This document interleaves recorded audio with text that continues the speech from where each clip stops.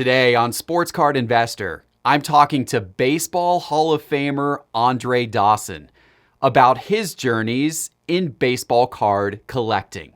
My name is Jeff Wilson. By day, I invest in tech companies, and at night, I invest in sports cards. Join me on my journey to profit from the hobby we all love. Hello, sports card investors, and welcome to another episode. I hope you had an absolutely wonderful holiday with your friends and family. Hopefully the holiday is actually continuing here as we gear up for New Year's Day. Today, I get to share a special moment of my own with you from the last virtual holiday, or virtual sports card con, when I got to interview Hall of Famer Andre Dawson, and we talked about baseball card collecting. It was an awesome interview, and I'm replaying it for you here because I really think you're going to enjoy it. By the way, while you are sitting at home over the holidays, this is a great time to go through your sports card collection and figure out which cards need to be graded. Take this opportunity to get your grading submissions together, and there is no better way to submit to PSA for grading than through our new grading service at Sports Card Investor. You can go to sportscardinvestor.com and click grading in the main menu bar to find out all about our grading service, which includes such great perks such as pre-screening and free shipping. We handle everything you need for your PSA grading submission. Okay, let's jump into this interview with one of the greatest ever to play, the great Hall of Famer, Andre Dawson. Andre, welcome to the virtual holiday. Thank you. Thank you very much. It is an honor to have you. I grew up as a baseball card fan and collector in the 80s. And of course, you were one of the big players who I was chasing when I was building out my childhood collection. And so I'm curious, since you played during that era where baseball cards became unbelievably popular throughout the nation in the late 1980s. Obviously, you won the MVP in 1987, so right during the heart of that. What was your interaction with baseball cards? Like, were they kind of part of what you saw as the fabric of baseball? Did you run into them very much as a player? Actually, it was not until 1987 that I started to dabble into baseball card collecting. Prior to that, it didn't faze me one bit or the other. Baseball cards, memorabilia collecting. I didn't keep any of my jerseys or bats or anything like that. But when I went to Chicago, I met a guy. We became good friends, and he said, this is something you ought to start thinking about. And I said, what's that? He said, you are around players every day. You should start collecting stuff and maybe just put it away for your son. And I gave it second thought, and then I thought about it again, and I said, okay. So I started exchanging bats, in a sense, and then I kind of dabbled a little bit into the card collecting. But the route I wanted to go was, I wanted to get Hall of Famers or potential Hall of Fame rookie cards graded. Now that got to be pretty expensive. And something that kind of really turned me off with collecting the cards was I purchased two Topps 52 Mantle cards, rookie cards, and I submitted them to get graded, and they came back trimmed. And, yeah, it was a big ticket item. So I reached back out to the guy and I told him, look, I'm not in this to get you in any trouble. I just, have been informed that the cards have been tampered with, and I'm returning them to you to be, reimbursed, compensated for what I paid for them. And he understood, and he said, he apologized. But that kind of turned me off. And from that point, I would only collect the cards that were already graded. And like I said, it was real expensive. But I said, well, I'm not doing this for me, obviously. I'm doing it for my son, and maybe, when he gets old enough, he grew up, he's going to appreciate it.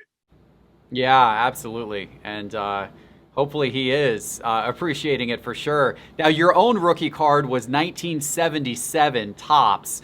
When was the first time? Do you remember seeing your own rookie card for the first time? Did that resonate with you at all when you saw it? I saw it for the first time as after I was approached by someone to have it autographed. And back then you always got in spring training, Tops would always give you a ton of cards when they came down to speak to you in spring training. But I still hadn't encountered it prior to that. And when I saw, I grew up buying baseball cards, not for the bubble gum, but to just see who the stars were during that time. And whatever happened to them, I don't know. But I would buy a pack probably every quarter that I got. And when I saw my first card, of course, I was wild. And it was a card that depicted photos of four different players. And I was ecstatic, and I just, said to myself, well, I guess I finally arrived. I get that. I think that's a pretty cool thing, right? To see your own baseball card. I do think that is a symbol that you did in fact arrive. And by the way, that card today, one of those sold recently for as much as $2,400. Did you know back then that it would be selling for $2,400 for a single one of those cards someday? Not in my wildest imagination. Actually, a friend of mine reached out to me, and he made note, hey, look at this on eBay. And he sent me the link, and I looked it up, and I said, wow, Jim Mint 10, 2000, I think 375, something around that.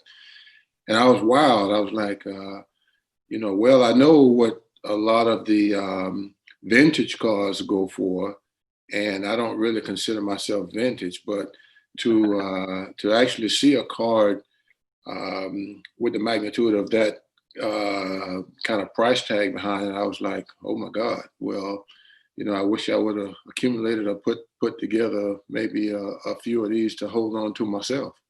Could have been your retirement plan if you had just bought a stack of those cards back in 1977 and stuck them in the closet, right? Right. And a good friend and teammate of mine that passed away, Gary Carter, actually, he was an avid collector. He would get a set every year, and he had cards dating all the way back to the 50s. And how he accumulated this, I don't know. But I saw, the collection that he had, and it still didn't dawn on me that this is something that you probably want to consider or get into. But once I did, and then I saw the magnitude of what this particular part of the industry generates, I was saying, well, maybe it is something that I should have considered, long before I did. Yeah, it's absolutely amazing. And of course, they've come back into vogue now again. And that's why we're having, shows like we are here. I'd like to ask you about your career. You accomplished so much. As I said, as a big baseball card collector in the 80s, you were one of the guys who I was always chasing because you had incredible on-field accomplishments. You were one of just 5 players in history to have at least 400 career home runs and at least 300 career stolen bases. You obviously won the MVP award in 1987. You were 8 times All-Star. You won the NL Rookie of the Year award as well. And of course, now you've made the Hall of Fame. Of all of those different things that you did during your playing career, what are you most proud of?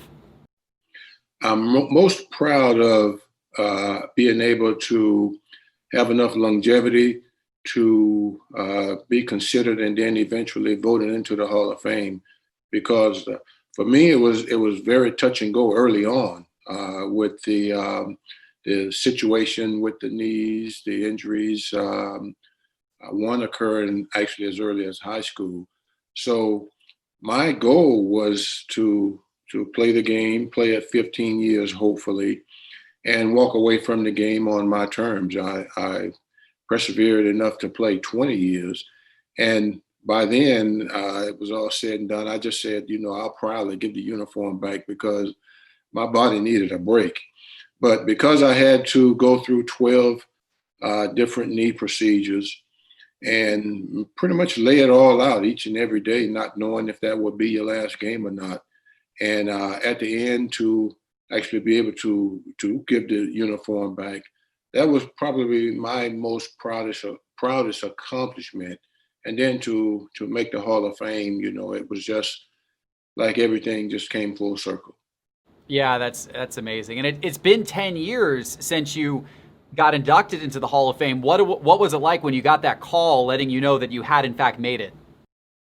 Well, being on the ballot 9 years previously and not getting the call, actually, it had lost a lot of its luster. And I just felt, well, by that time, 2010, uh, I had a little window. There was no one for me to hurdle. Everyone that was ahead of me, percentage wise, leading up to that point, had gotten in. So I felt that year was my window.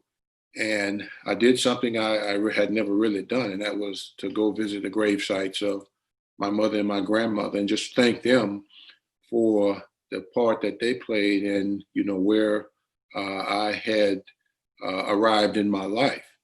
And it was an emotional day for me. And I said, God willing, I know you're looking down on me. I hope that this can be a day that I can make you proud.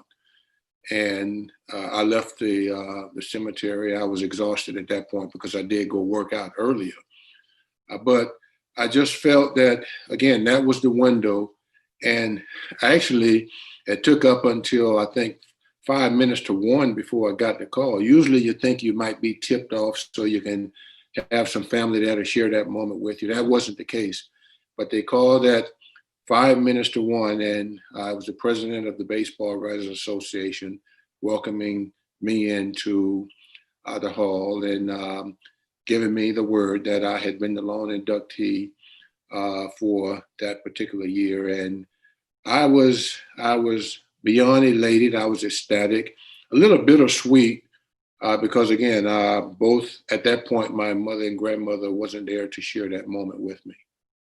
Yeah, I can imagine, but that's very deserving that you got in. That's an awesome story.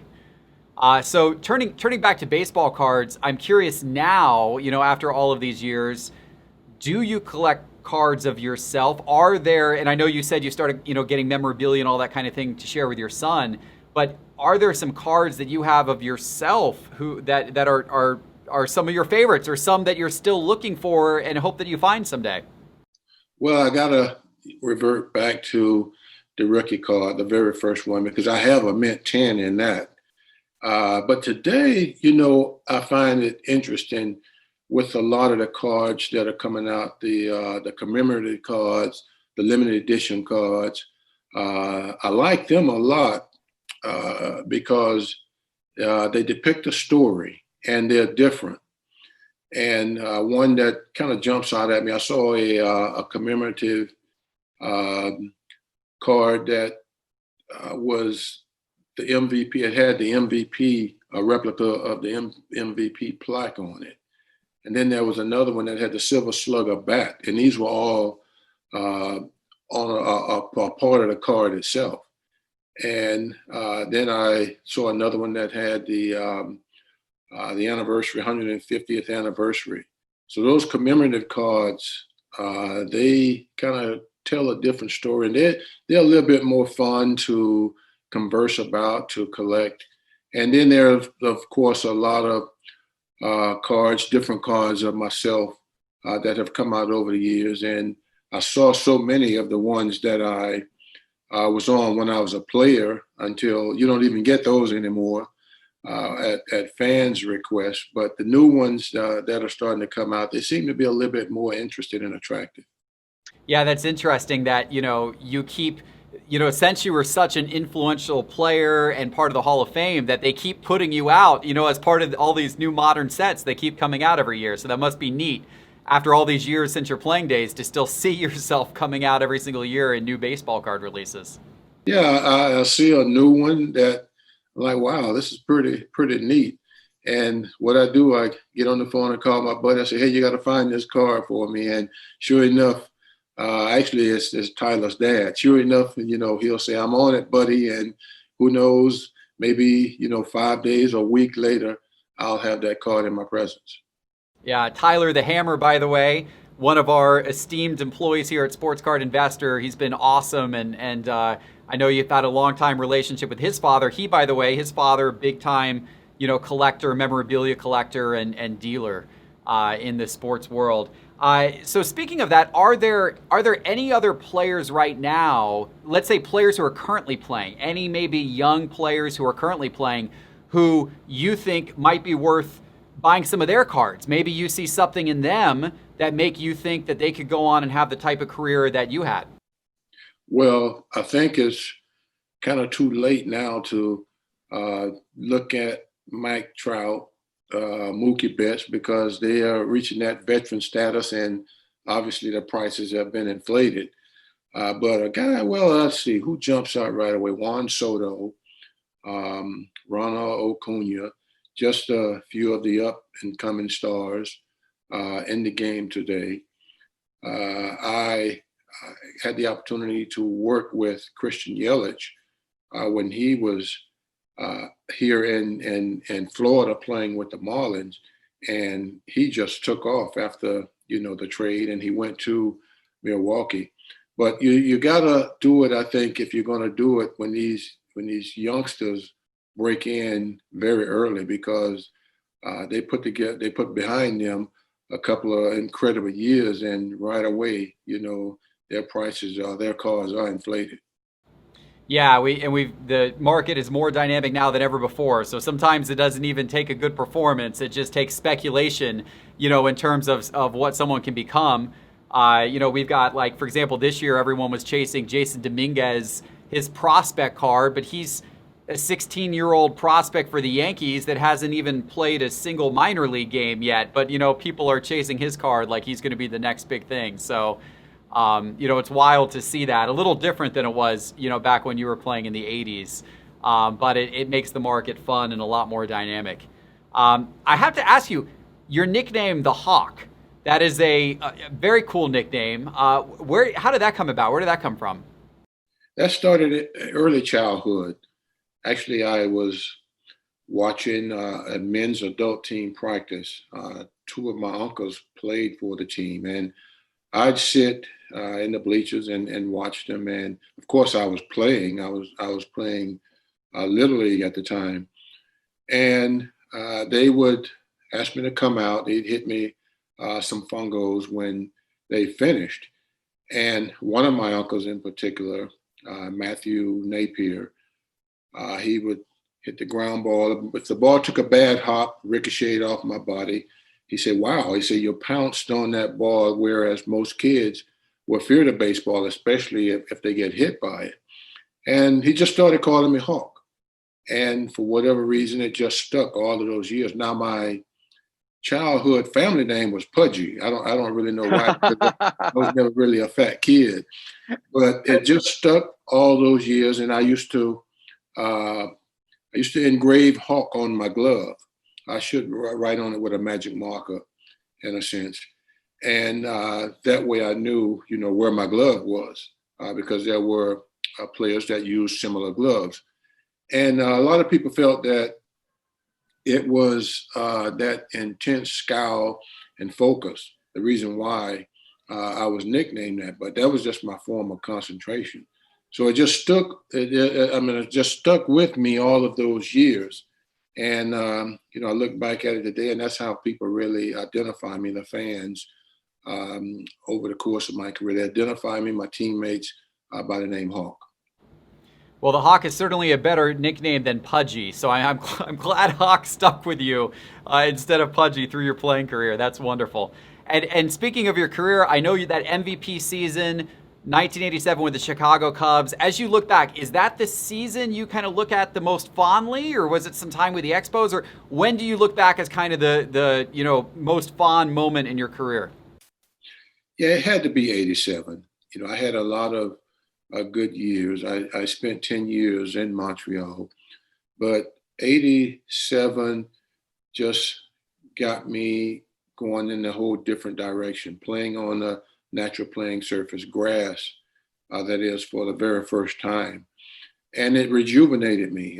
My legs felt just so much stronger. And I think that kind of catapulted me into the direction of being on the cusp of the Hall of Fame itself. I would venture to play another 10 years. And Chicago was fantastic. I mean, the bleacher bombs, the city, the huge fan following around the country, GN, the superstation. I was in awe at the outset, and I was able to get my feet underneath me and kind of grasp all of that. But again, I think that, yeah, 87 was the year that I look back on, and just got my career turned around. It turned around in the direction that I wanted it to, because I just always felt I still had some of my better years ahead of me. Yeah, that was an incredible year. And I remember those 87 MVP cards that I was snatching up there as a card collector back in the 80s. That's awesome. So for fans who have maybe lost touch with you post your playing days, I know you've done some work for the Marlins and I think the Cubs. I know you're down there in South Florida as a businessman these days as well. What are you up to? What's the latest with Andre Dawson? Well, I'm still with the Cubs. I'm still employed by the Cubs.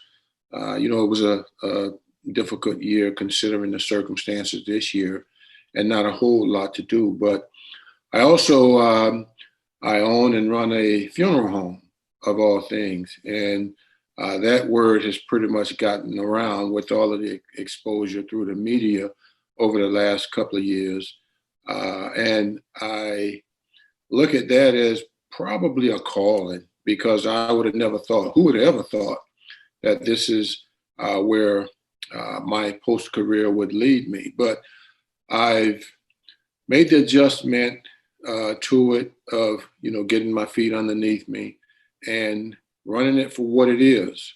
I have a staff of about 20 people, and it's a pretty good staff. That's what's first and foremost, and that's what really carries your business to the heights that you want it to go to. And I look at that again, as I said, is something that when I think about, I told my staff, I never envisioned this. That's why, in a sense, I feel it's a calling. But this is not about me. It's not about you. It's about a service that the community requires. And, we're going to put our best foot forward to make sure that we're professional and, in a sense, and we're quality, because that's what the industry dictates you be. And that's what, I grew up to learn through the game itself. And that's how pretty much I wanted the course to go. Yeah, you're right that good employees make all the difference. I've been fortunate here at Sports Card Investor to work with people like Tyler Hammer and a whole group of team here, great team here who's been putting on things like this, the virtual holiday, and it's an honor to be able to lead such great people. I'm sure you've had that same experience with your business ventures as well. Oh, I have. Like I said, now I have both feet in just about, as well as to be expected.